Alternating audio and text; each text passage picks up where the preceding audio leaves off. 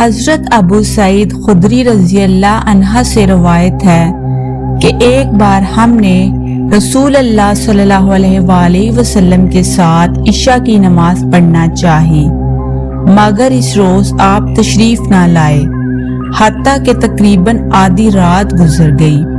آخر جب آپ آئے تو فرمایا اپنی اپنی جگہوں پر بیٹھے رہو، تو ہم اپنی اپنی جگہوں پر بیٹھے رہے۔ آپ نے فرمایا لوگوں نے نماز پڑھ لی اور اپنے اپنے بستروں میں جا سوئے ہیں، لیکن تم جس وقت سے انتظار کر رہے ہو نماز ہی میں ہو۔ اگر کمزوروں کی کمزوری اور بیماروں کی بیماری کا خیال نہ ہوتا تو میں اس نماز کو آدھی رات تک مؤخر کرتا۔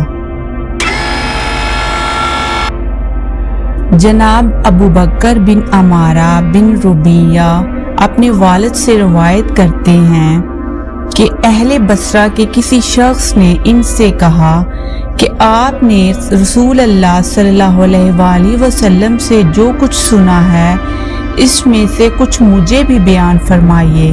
تو انہوں نے کہا میں نے رسول اللہ صلی اللہ علیہ وآلہ وسلم کو سنا، آپ صلی اللہ علیہ وآلہ وسلم فرماتے تھے دوزخ میں نہیں جائے گا وہ آدمی جس نے سورج طلوع ہونے اور اس کے غروب ہونے سے پہلے کی نمازیں پڑھی۔